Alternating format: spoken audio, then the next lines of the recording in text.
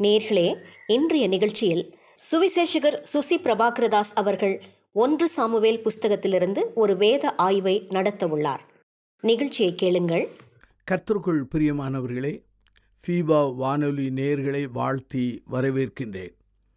ஆண்டவருடைய சுத்தமான கிருபையினாலே சாமுவேல் 1 சாமுவேல் புஸ்தகத்தை குறித்து நாம் திருமறை செய்திகளை கற்று வருகிறோம்.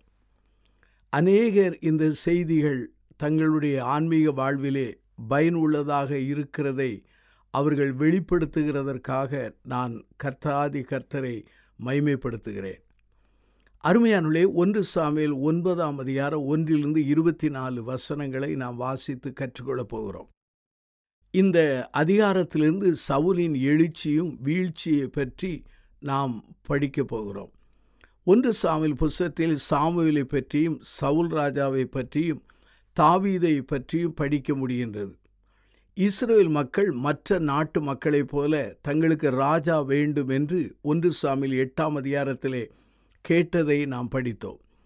கர்த்தருக்கு இவர்கள் கேட்டது பிடிக்கவில்லை. இருப்பினும் அவர்களுடைய வேண்டுதலுக்கு பதில் கொடுத்தார். நாம் கேட்கும் விதத்தை குறித்து கவனமாக விழிப்பாக இருக்க வேண்டும். கர்த்தர் நமக்காக மிக ஜாக்கிரதையோடு முன் திட்டத்தின்படி செயல்படுகிறார். அதாவது மிகவும் கேர்ஃபுல்லாக, ப்ரீ பிளானாக அவர் செயல்படுகிறார். அவர் ஆச்சரியமான விதங்களில் செயல்படுவதை 1 சாமுவேல் 9ஆம் அதிகாரத்திலே நாம் காண முடிகிறது. அருமையானவர்களே, நம்முடைய ஆண்டவர் தேவைகளை சந்திப்பவர். ஆனால் அதே சமயத்திலே நம்முடைய எதிர்கால தேவைகளையும் அவர் சந்தித்து வருகிறார். சவுல் முதல் ராஜாவாக அபிஷேகம் பண்ணப்பட்டவர். இவரது வாழ்விலே கர்த்தர் செயல்பட்டதை காண முடிகின்றது. 1 சாமுவேல் 9ஆம் அதிகாரம் 1-14 வசனங்களை வாசித்து பாருங்கள். நம்முடைய ஆண்டவர் செயல்படும் ஆண்டவர். முதலாவது நான் சொல்கிற ஒரு காரியம் என்ன?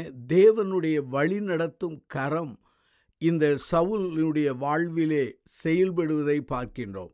அருமையானவர்களே, சவுலின் தகப்பன் கீஸ் என்பவர்.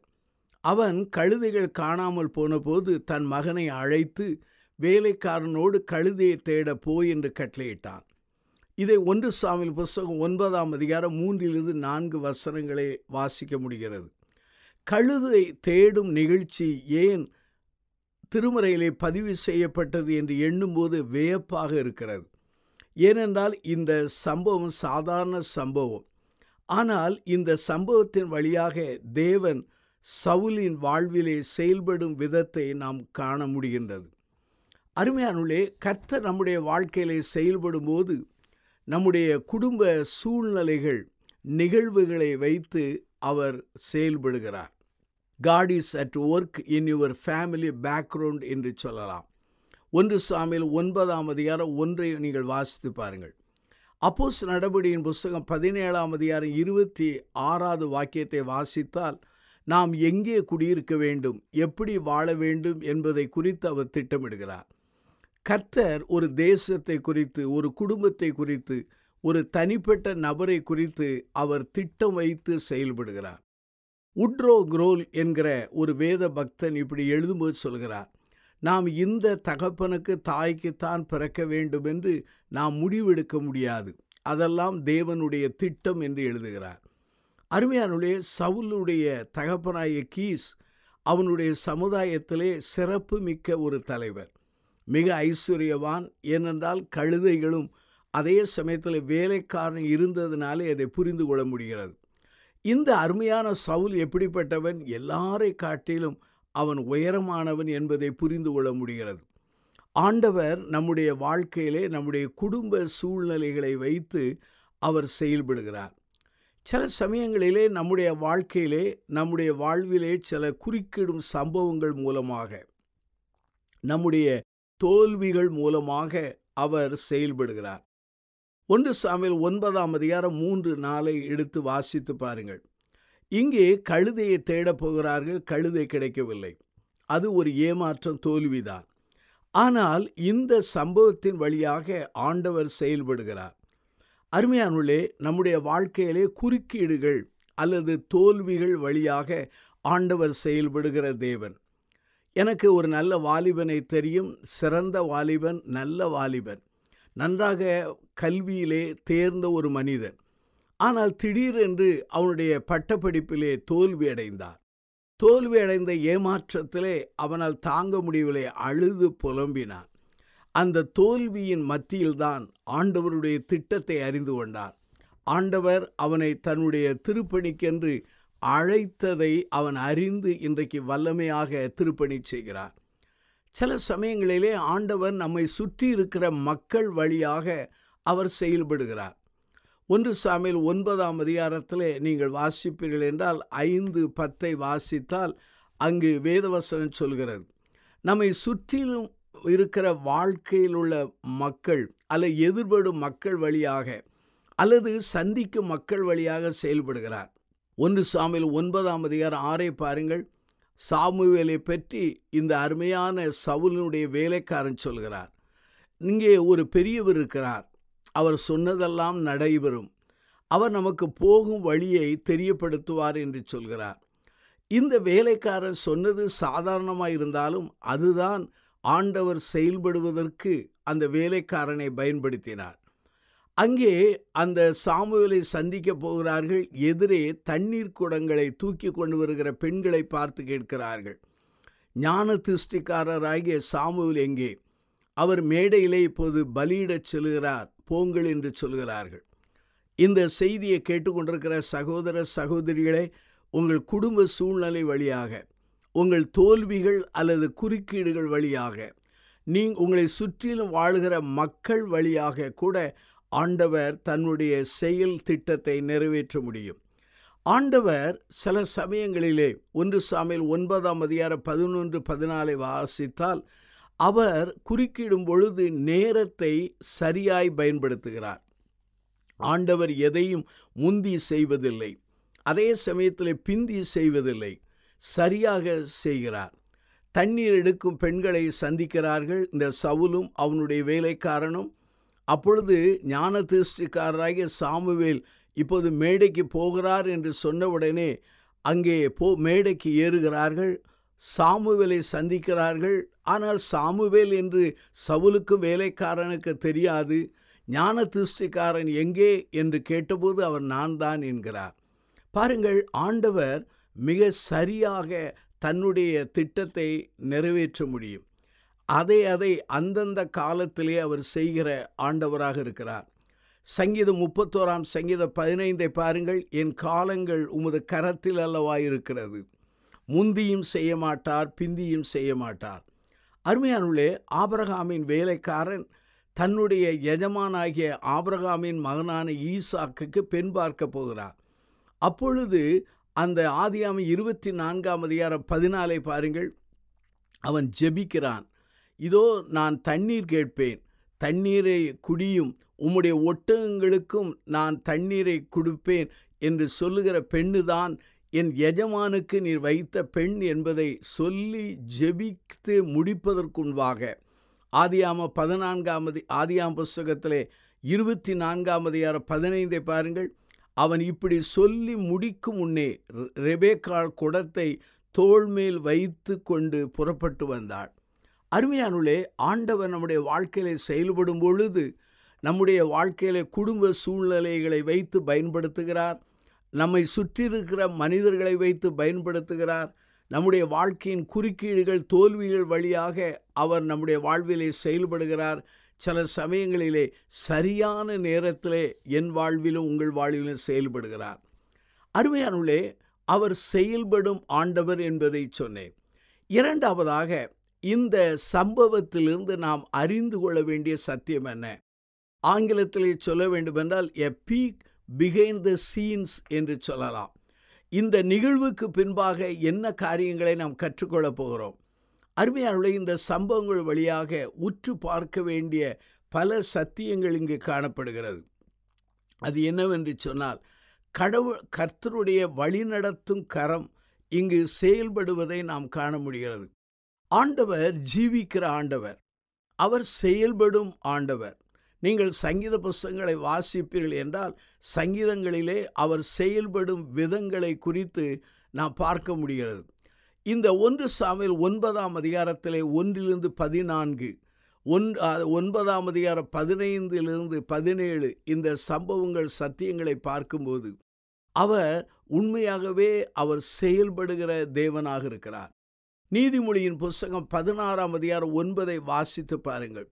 மனுஷனுடைய இருதயம் அவனுடைய வழியை யோசிக்கும், அவனுடைய நடைகளை உறுதிப்படுத்துகிறவரோ கர்த்தர். நீதிமொழியின் புஸ்தகம் 20ஆம் அதிகாரம் 24ஐ பாருங்கள். கர்த்தராலே மனுஷனுடைய வழிகள் அல்லது நடைகள் வாய்க்கும் என்று சொல்லப்பட்டிருக்கிறது. அருமையானவர்களே, இந்த சம்பவங்கள் வழியாக நாம் கற்றுக்கொள்கிற சில குறிப்புகளை உங்களோடு கூட பகிர்ந்து கொள்ள விரும்புகின்றேன். நம்முடைய இன்றைய வாழ்க்கையிலே, நம்முடைய சூழ்நிலைகளிலே, அல்லது இந்த சூழ்நிலைகளை தேவ திட்டமானது ஜெயங்கொண்டு முந்துகிறது. நம்முடைய வாழ்க்கையில் நடைபெறுகிற சம்பவங்கள், சூழ்நிலைகள், இவைகளெல்லாம் ஆண்டவரின் தேவ திட்டம் ஜெயங்கொண்டு முந்துகிறது. இதை 1 சாமுவேல் புஸ்தகம் 9ஆம் அதிகாரம் 15 வாசிக்க முடிகிறது. சவுல் கழுதையை தேட போகிறான், கிடைக்கவில்லை. கடைசியாக சாமுவேலை சந்திக்க அந்த சவுலின் வேலைக்காரன் ஆலோசிக்கிறான். ஆனால் சவுல் வருவதற்கு முன்பாகவே சாமுவேலிடத்திலே ஆண்டவர் பேசுகிறார். முந்தின நாளிலே 1 சாமுவேல் 9ஆம் அதிகாரம் 16ஐ வாசித்தால், பென்யமீன் மனிதனை நான் அனுப்புவேன் என்று சொல்கிறார். அப்படியானால் சவுல் வருவது ஆண்டவருக்கு தெரியும். சவுல் வருவது தற்செயலாக அல்ல, சவுல் வருவது தேவ திட்டம். கழுதை காணாமல் போனதும் வேலைக்காரனை சந்தித்தது எல்லாமே தேவ திட்டம். அவர் தன்னுடைய அருமையான திட்டத்தை நிறைவேற்ற பலரை அவர் பயன்படுத்துகிறார்.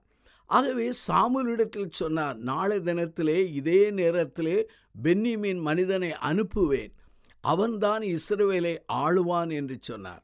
அருமையானவர்களே, நம்முடைய வாழ்க்கையின் திட்டங்கள், நம்முடைய வாழ்வில் நடைபெறுகிற நிகழ்வுகள், நம்முடைய வாழ்க்கையிலே நடைபெறுகிற சூழ்நிலைகளை எல்லாம் தேவ திட்டமானது முந்தி அது செயல்படுகிறதாக இருக்கிறது.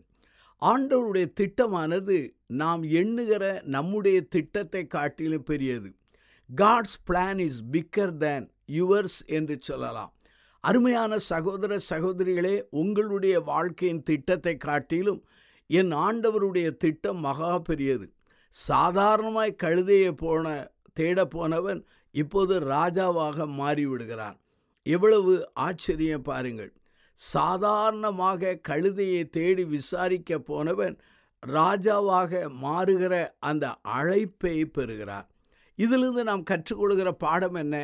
என் திட்டத்தை காட்டிலும் உங்கள் திட்டத்தை காட்டிலும், என் நினைவுகளை காட்டிலும் உங்கள் நினைவுகளை காட்டிலும், என்னுடைய நோக்கத்தை காட்டிலும் உங்களுடைய நோக்கத்தை காட்டிலும் ஆண்டவருடைய நோக்கம் மகா பெரியது என்பதை புரிந்து கொள்ள வேண்டும். என்னுடைய வாழ்க்கையில் கூட நான் கல்லூரி படிப்பை படித்து கொண்டிருந்தேன். ஆனால் ஆண்டவர் என் வாழ்க்கையிலே அவர் வைத்திருக்கிற பெரிய திட்டத்தை வசனத்தின் வழியாக, சூழ்நிலைகள் வழியாக, மனிதர்கள் வழியாக நான் அறிந்து கொண்டபோது அந்த தேவ திட்டத்துக்கு என்னை அர்ப்பணித்தேன். இத்தனை ஆண்டுகளாக அவருடைய திருப்பணியை செய்ய ஆண்டவர் ஆயுசையும் பலத்தையும் தந்திருக்கிறார். இன்னொரு காரியத்தை நான் சொல்ல விரும்புகிறேன். என்னவென்றால், ஆண்டவருடைய திட்டமானது நம்முடைய சூழ்நிலைகளை அல்லது செயல்களை முந்துகிறது என்று சொன்னேன். ஆண்டவருடைய திட்டம் நம்முடைய திட்டங்களை காட்டிலும் சிறந்தது என்று சொன்னேன். ஆண்டவர் என்ன செய்கிறார் என்றால், நமக்கு என்ன செய்தியை பெற வேண்டுமோ அல்லது என்ன காரியங்களை புரிய வேண்டுமோ அதை அந்தந்த காலங்களிலே புரிய வைப்பார், அதை சொல்லிவிடுவார். 1 சாமுவேல் புஸ்தகம் 9ஆம் அதிகாரம் 17 நாம் காண முடிகிறது. இப்போது சாமுவேல் சவுலை காண்கிறான், சவுல் அங்கே சாமுவேலை காண்கிறான். அப்பொழுது ஆண்டவர் 17ஆம் வாக்கியத்தில் சொல்கிறார், அப்பொழுது கர்த்தர் சாமுவேலை பார்த்து, இதோ நான் சொல்லியிருக்கிற மனுஷன் இவன்தான் ஜனங்களை ஆளுவான் என்று சொன்னார். அருமையானவர்களே, ஒன்றை நாம் புரிந்து கொள்ள வேண்டும். ஆண்டவருடைய பிள்ளைகள் வாழ்க்கையிலே அல்லது கிறிஸ்தவர்களாகிய நம்முடைய வாழ்க்கையிலே நடப்பது எல்லாமே அவருடைய சித்தத்தின் அடிப்படையிலே நடைபெறுகிறது என்பதை புரிந்து கொள்ள வேண்டும். எதுவுமே தற்செயலாக நடைபெறுவதில்லை. ஆண்டவர் தன்னுடைய திட்டத்தின்படி தான் அவர் நடத்துகிறார். என்னை குறித்து உங்களை குறித்து ஒரு நோக்கம் வைத்திருக்கிறார். என்னை குறித்து உங்களை குறித்து ஒரு தேவ திட்டம் வைத்திருக்கிறார். என்னை குறித்து உங்களை குறித்து ஒரு பர்பஸ் வைத்திருக்கிறார். அதை அவர் நிறைவேற்றுவார். இங்கு சாமுவேல் என்கிற தீர்க்கதரிசி சவுலை தெரிந்து கொள்ளவில்லை. கர்த்தர் தான் சவுலை தெரிந்தெடுத்தார். ஏனென்றால் இஸ்ரவேல் ஜனங்கள் ராஜாவை கேட்டார்கள். ராஜாவை கேட்ட அந்த ஜனங்களுக்கு ராஜாவை தெரிந்தெடுத்து கொடுக்கிற அந்த காரியத்திலே ஆண்டவர் செயல்படுகிறவராயிருக்கிறார். அருமையான என் சகோதர சகோதரிகளே, இந்த சூழ்நிலையை நீங்கள் நன்றாக அறிந்து கொள்ள வேண்டும். ஆகவே 1 சாமுவேல் 8ஆம் அதிகாரத்தில் ராஜாவை கேட்டார்கள். ஆனால் 1 சாமுவேல் 9 ஆண்டவர் ராஜாவை அவர்களுக்கு கொடுத்ததை நாம் காண முடிகிறது. ஆண்டவர் இந்த சவுலை சாமுவேலிடத்தில் அனுப்பினார். அதே சமயத்தில் ஆண்டவர் இந்த சாமுவேலை சவுலிடத்தில் அனுப்பினார். இது எல்லாமே ஆண்டவருடைய திட்டமாக இருக்கிறது. ஆகவே இந்த செய்தியிலே நாம் கற்றுக்கொள்கிற ஒரு பாடம் என்ன? செயல்படும் ஆண்டவர், அவர் ஜீவிக்கிற ஒரு ஆண்டவர். உங்கள் வாழ்க்கையிலே என் வாழ்க்கையிலே நடைபெறுகிற சம்பவங்கள் எல்லாமே அவர் விரும்புகிறபடி அவர் செயல்படுகிறார். சில சமயங்களிலே நம்முடைய திட்டத்தை அவர் அடித்து அதற்கு மேலாக தன் திட்டத்தை எழுதுவார். சம்டைம்ஸ் காட் ஓவர் ரைட்டிங் அவர் பிளான்ஸ் என்று சொல்லலாம். ஏனென்றால் சில சமயம் நாம் எண்ணுகிறது உண்டு, நாம் திட்டமிடுவது உண்டு, நாம் யோசிப்பது உண்டு, நாம் முடிவெடுப்பது ஒன்று. ஆனால் சர்வ வல்லமையுள்ள ஆண்டவர் அந்த திட்டங்களை எல்லாம் மேற்கொண்டு சில சமயத்திலே அதை அடித்து நிறைவேறாதபடி அதை தடுத்து தன் சித்தத்தை நிறைவேற்றுகிறார். என்னுடைய வாழ்க்கையிலே என்னெல்லாமோ வாழ வேண்டும் என்று நான் கற்பனை பண்ணினேன், எப்படியாமோ ஜீவிக்க வேண்டும் என்று நான் திட்டமிட்டேன். ஆனால் அவைகளை ஆண்டவர் குறுக்கிட்டு தம்முடைய திட்டத்தை மாத்திரம் நிறைவேற்ற வைப்பார். அருமையானவர்களே, 2 காரியங்களை சொன்னேன். முதல் காரியம் என்ன? ஆண்டவர் நம்முடைய வாழ்க்கையில செயல்படும் போது நம்முடைய குடும்ப சூழ்நிலையை அவர் பயன்படுத்துகிறார். நம்மை சுற்றில் இருக்கிற மனிதர்களை அவர் பயன்படுத்துகிறார். அதே சமயத்தில் நம்முடைய வாழ்க்கையிலே செயல்களை பயன்படுத்துகிறார். அதே சமயத்திலே நம்முடைய வாழ்க்கையின் குறுக்கீடுகள் தோல்விகளை பயன்படுத்துகிறார் என்று சொன்னேன். ஆண்டவர் செயல்படும் போது அவருடைய திட்டமானது, அவருடைய சித்தமானது மற்ற சூழ்நிலைகள் செயல்களை முந்துகிறது என்று சொன்னேன். ஆண்டவர் செயல்படும் பொழுது அது நம்முடைய திட்டங்களை காட்டிலும் பெரியது என்று உங்களுக்கு விளக்கி சொன்னேன்.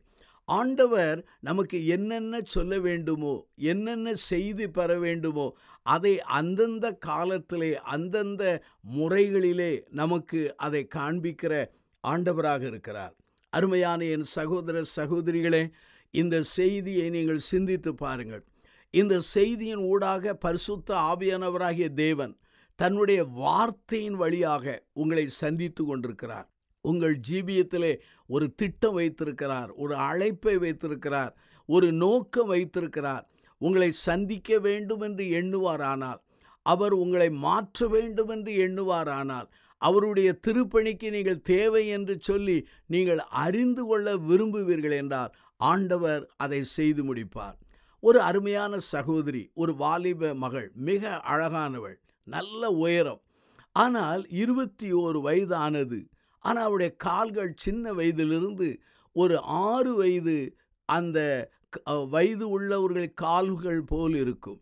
அவள் கடையிலே சென்று செருப்பை வாங்க போனால் அவளுடைய கால்களை கண்டு விசித்திரமாய் பார்ப்பார்கள். இவள் அழுது விடுவாள். அவள் கால்களுக்கு ஏற்ற செருப்பு கிடையாது. உடல் அழகு, உயரம் உண்டு, ஆனால் கால்கள் பரிதாபமாக இருக்கும். ஆண்டவரிடத்திலே அவள் கோபப்பட்டது உண்டு. எரிச்சலோடு பேசுவாள். எல்லாரையும் நன்றாக படைத்தீர், என்னை மாத்திரம் இப்படி ஏன் படைத்தீர் என்று அவள் வினாவி ஆண்டவரை விட்டு தூரம் போனால் ஆண்டவரை மறுதலித்தாள். ஒரு நாள் ஒரு அருட்பணி, அதாவது மிஷனரி கூட்டங்களுக்கு சென்றார். அந்த கூட்டத்திலே கர்த்தருடைய தாசன் இந்த காரியத்தை பேசினார். ஆண்டவர் பரம கொயவன், நீங்கள் எல்லாரும் அவர் களிமண், அவர் விரும்புகிற வண்ணமாய் உங்களை வணைவார் என்று சொன்ன பொழுது அந்த வசனம் இவள் உள்ளத்தை உடைத்தது. தன்னை அர்ப்பணித்தாள். ஆண்டவருடைய அருட்பணியல் என்ற மிஷனரி பணிக்கு அவள் கடந்து சென்றாள். ஆப்பிரிக்காவிலே ஒரு மலை பகுதியிலே போய் மிஷனரியாய் சென்றாள். அந்த மலைப்பகுதியிலே ஒரு பெரு பாதைகள், ஒரு ஹைவே கிடையாது, ஒரு ஒற்றையடி பாதை. அந்த ஒற்றையடி பாதையிலே என் கால்களை வைத்து உங்கள் கால்களை வைத்து நடக்க முடியாது. ஆனால் இந்த பெண் அந்த சின்ன ஒற்றையடி பாதையிலே அவள் நடந்து சென்று திருப்பணி செய்தாள். ஏனென்றால் அந்த இடத்துக்கு தக்கதாக அவள் கால்கள் அமைந்தது. அருமையானுள்ளே, என்னையும் உங்களையும் படைக்கும் பொழுது ஒரு திட்டத்தோடு நோக்கத்தோடு படைக்கிறார். மூன்றாவதாக ஒரு குறிப்பை சொல்ல விரும்புகிறேன். இந்த திருமறை பகுதியை வாசித்த பொழுது மூன்றாவது ஒரு குறிப்பை கற்றுக்கொண்டேன். அது என்னவென்றால் எ டிவைன் அப்பாயின்மெண்ட். அதை 1 சாமுவேல் புஸ்தகம் 9ஆம் அதிகாரம் 18 21 வாக்கியங்களை நான் கற்றுக்கொண்டேன். இதிலே ஆண்டவருடைய தெய்வீக அந்த நியமனத்தை நான் புரிந்து கொண்டேன். அருமையானவர்களே, சவுல் கழுதையை தேட போனான். ஆனால் ஆண்டவரோ அவனை ராஜாவாக்கினார். 20வது வாக்கியத்தை பாருங்கள். இது அல்லாமல் சகல இஸ்ரவேலரின் அபேட்சையும் யாரை நாடுகிறது, உன்னையும் உன் வீட்டாரை அல்லவா என்று சொல்லி சாமுவேல் சொல்கிறார். அருமையானுள்ளே, ஆண்டவரின் திட்டமானது நம்முடைய திட்டத்தை காட்டிலும் வேறுபட்டதாக இருக்கிறது. God's plan is different from your plan என்று சொல்லலாம். ஏனென்றால் என்னுடைய திட்டத்திற்கும் உங்களுடைய திட்டத்திற்கும் ஆண்டவருடைய திட்டத்திற்கும் எவ்வளவோ வித்தியாசம் இருக்கிறது. இவன் கழுதையைத்தான் தேட போனான். ஆனால் சாமுவேல் சொல்கிறார், இதோ சகல ஜனங்களுடைய கண்களும் சகல ஜனங்களுடைய அபேட்சையும் உன்னைத்தானே தேடுகிறது என்று சொன்னார். அதனுடைய பொருள் என்ன? உன்னை ராஜாவாக தெரிந்தெடுக்கிறார் என்கிற அந்த பொருள் வருகிறது. இரண்டாவதாக, God's plan is always better than yours என்று சொல்லலாம். 1 சாமுவேல் 9ஆம் அதிகாரம் 22 24 வாக்கியம் வரை வாசித்து பாருங்கள். இங்கே கழுதையை தேட போனவனுக்கு அந்த ஆராதனை நேரத்திலே, அந்த பந்தி நேரத்திலே அங்கே சாமுவேல் இவனுக்கு கனத்தை கொடுக்கிறான். அது மாத்திரமல்லாமல் ஏற்கனவே அவனுக்கென்று வைக்கப்பட்ட அந்த விசேஷித்த ஆகார பகுதியை வைக்கிறான். அருமையானுள்ளே, இந்த இடத்தை நாம் புரிந்து கொள்ள அழைக்கப்படுகிறோம். ஆண்டவர் இந்த அருமையான மனிதனை அங்கே கனம் பண்ணுகிறார். பயந்து கொண்டிருந்த இந்த மனிதன், தோல்வியின் மத்தியிலே ஏமாற்றத்தோடு அலைந்து கொண்டிருந்த மனிதனை ஆண்டவர் கனம் பண்ணத்தக்கதாக மாற்றுகிறார். அருமையானுள்ளே, ஆண்டவருடைய அழைப்புக்கும் அவர் செயல்படுகிற தன்மைகளுக்கும் நீங்கள் ஒத்து போவீர்கள் என்றால் ஆண்டவர் உங்களை கனம் பண்ணுவார். வேத வசனம் சொல்கிறது, என்னை கனம் பண்ணுகிறவர்களை நான் கனம் பண்ணுவேன், என்னை அசட்டை பண்ணுகிறவர்கள் கனஈனப்படுகிறார்கள் என்று ஆண்டவருடைய வார்த்தை சொல்கிறது. ஆண்டவரை கனம் பண்ணுகிறவர்களை ஆண்டவர் கனம் பண்ணுகிறார். ஆண்டவரை அசட்டை பண்ணுகிறவர்களை அவர் கனஈனப்படுவதில்லை. அவர்களே கனஈனமான காரியங்களில் மாட்டிக்கொள்வார்கள். இந்த செய்தியை கேட்டுக்கொண்டிருக்கிற சகோதர சகோதரிகளே, தேவனுடைய அந்த நியமனம், அதாவது அப்பாயின்மெண்ட் அப்படியே சவுலுடைய வாழ்க்கையிலே நிறைவேறுகிறது. அருமையானுள்ளே, உங்கள் ஜீவியத்தை நீங்கள் சிந்தித்து பாருங்கள். செயல்படுகிற ஆண்டவர் உங்களை நேசிக்கிறார். செயல்படுகிறவர் உங்களை கண்டுபிடித்திருக்கிறார். செயல்படுகிற அந்த ஆண்டவராகிய இயேசுவானவர் உங்கள் வாழ்க்கையை குறித்து திட்டமிட்டிருக்கிறார். அவர் உங்களை நடத்தும் பொழுது, அவர் உங்கள் வாழ்க்கையில் இடைபடும் பொழுது, அவர் உங்கள் ஜீவியத்திலே தன்னுடைய திட்டத்தை நோக்கத்தை காண்பிக்கும் பொழுது அவருக்கு நீங்கள் செயல்பட ஒப்பு கொடுங்கள். ஆண்டவர் உங்களை ஆசீர்வதிப்பார். ஒரே ஒரு வசனத்தை சொல்லி பிரார்த்திக்க போகிறேன். எரேமியாவின் புஸ்தகம் 29ஆம் அதிகாரம் 11 பாருங்கள். நீங்கள் எதிர்பார்த்திருக்கிற முடிவை உங்களுக்கு கொடுக்கும்படிக்கு நான் உங்கள் பேரில் நினைத்திருக்கிற நினைவுகளை அறிவேன் என்று கர்த்தர் சொல்கிறார். அவைகள் தீமைக்கல்ல, சமாதானத்துக்கு ஏதுவான நினைவுகளே. அருமையானவர்களே, செயல்படும் தெய்வமாகிய ஆண்டவர் இருக்கும்போது ஏன் கலங்குகிறீர்கள்? அர்ப்பணியுங்கள், பிரார்த்தனை செய்வோம். அன்பின் ஆண்டவரே, இந்த செய்தியை கேட்ட மக்களை தொடும்படியாக நாங்கள் பிரார்த்தனை செய்கிறோம். கழுதியை தேட போன இந்த சவுல் வாழ்க்கையிலே செயல்பட்டு அவனை ராஜாவாக அழைத்து அவனை பலப்படுத்தி அவன் வாழ்க்கையிலே திருப்பு முனை கொடுத்த தெய்வமே உமக்கு நன்றி சொல்கிறோம். இந்த செய்தியை கேட்டுக்கொண்டிருக்கிற ஒவ்வொருவருடைய வாழ்க்கையிலும் நீர் செயல்படுகிறதை அவர்கள் அறிய, புரிந்து கொள்ள அவருடைய கண்களை திறக்க நாங்கள் ஜெபிக்கிறோம். ஆண்டவரே, எங்களுடைய வாழ்க்கையில எதற்காக எங்களை அழைத்தீர் என்பதை புரிந்து அர்ப்பணிக்கக்கூடிய மனதை தாரும். எல்லாவற்றையும் இயேசுவின் நாமத்தில் ஜெபிக்கிறோம் ஜீவனுள்ள பிதாவே, ஆமென். நேர்களே, இன்றைய நிகழ்ச்சியில் சுவிசேஷகர் சுசி பிரபாகரதாஸ் அவர்கள் நிகழ்த்திய வேத ஆய்வை கேட்டீர்கள். இதன் தொடர்ச்சியை அடுத்த நிகழ்ச்சியில் கேட்க தவறாதீர்கள்.